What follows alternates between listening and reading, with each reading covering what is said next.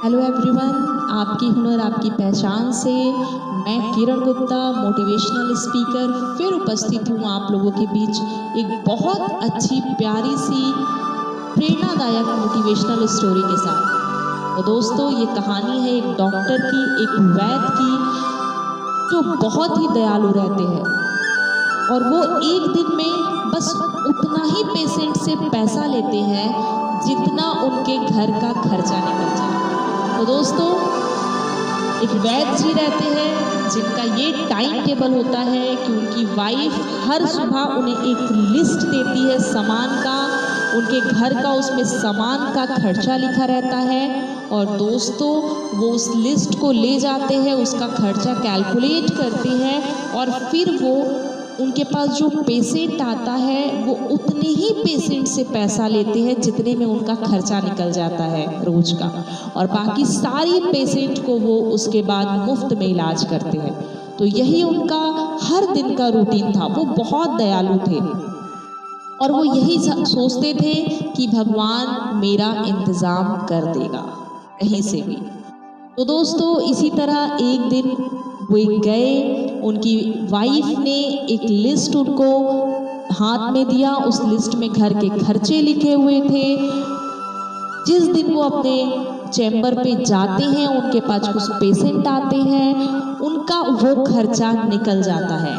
लेकिन फिर एक बहुत ही बड़े घर के अमीर व्यक्ति की गाड़ी वहाँ रुकती है। वो उस गाड़ी से उतरता है और कहता है कि वैद्य जी, मैंने आपके बारे में बहुत कुछ सुना है कि आप अच्छे अच्छे पेशेंट को जो है असाध्य रोग वाले पेशेंट को आप ठीक कर देते हो। तो मैंने तो बहुत बड़े बड़े हॉस्पिटल में दिखा चुका हूँ, लेकिन मुझे आपके पास ऐसा विश्वास तो है नहीं कि ठीक होगा, लेकिन बस एक उम्मीद है। और फिर उन्होंने वैद्य जी ने कहा कि आपको क्या प्रॉब्लम है। उन्होंने बोला कि डॉक्टर जी, मेरे पास कोई संतान नहीं है और मैंने इसके लिए बहुत ट्रीटमेंट कराया, अब कोई उम्मीद नहीं है। तो वैद्य जी ने सारी बात सुनने के बाद उन्हें एक छोटी सी दवाई दी और बस उन्होंने बोला ठीक है। इस पर वो व्यक्ति जो है वो पैसा निकाल कर फीस जो है डॉक्टर की दे रहा था, लेकिन उन्होंने कहा कि नहीं, आज का मेरा जो है खर्चा निकल गया है, मैं आपसे कोई फीस नहीं ले सकता हूँ। इस पर वो व्यक्ति को बड़ा अजीब सा लगा कि मुझसे ये फीस नहीं ले रहा है, फिर भी वो व्यक्ति वहाँ से चला जाता है।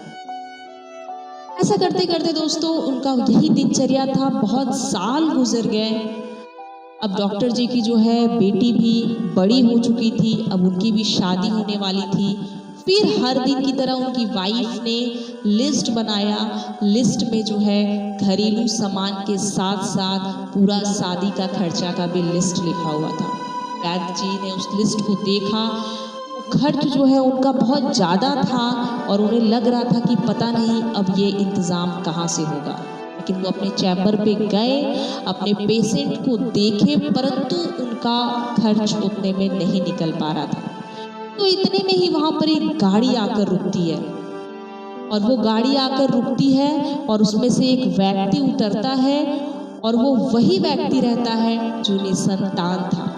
उस डॉक्टर के पास वो आता है और कहता है कि सर, आपकी दवाई से मेरी संतान हो चुकी है। मैं इसी रास्ते से गुजर रहा था तो इतने सालों के बाद मुझे लगा कि मुझे आपसे मिलना चाहिए। और उसके हाथ में एक लिफाफा था जिसमें उसने कुछ सर के लिए फीस रखी हुई थी और उन्होंने वो लिफाफा डॉक्टर सर के हाथ में थमाया और कहा कि आज मत मना कीजिएगा सर, जो आपने हमें उपहार दिया है ये उसके सामने कुछ भी नहीं। और उस लिफाफे में जो पैसे थे, वैद्य जी मन ही मन में मुस्कुरा कर कहते हैं कि कभी भी किसी का किया हुआ व्यर्थ नहीं जाता है, और वो ऊपर वाले को बहुत धन्यवाद देते हैं। तो दोस्तों, ये मोरल ऑफ द स्टोरी है, आपका किया कभी व्यर्थ नहीं जाता है। समय जरूर लगता है लेकिन घूमकर आपके ही पास आता है। तो दोस्तों, अगर आप दिल से किसी की भलाई करते हो तो याद रखो, ज़रूरत पड़ने पर ऊपर वाला कहीं ना कहीं से आपका इंतज़ाम कर ही देगा। तो आशा है, उम्मीद है ये स्टोरी आपको समझ में आई होगी और मोरल ऑफ द स्टोरी यही है कि अपना काम निस्वार्थ भाव से करते रहिए और बाकी सब ऊपर वाले के पास छोड़ दीजिए। इंतज़ाम ऊपर वाला करेगा, बस आप अपने कर्म करते रहिए। तो आशा है, उम्मीद है ये स्टोरी अच्छी लगी होगी। अगर अच्छी लगी तो ज़रूर लाइक कीजिए, शेयर कीजिए, सब्सक्राइब कीजिए और कमेंट भी कीजिए।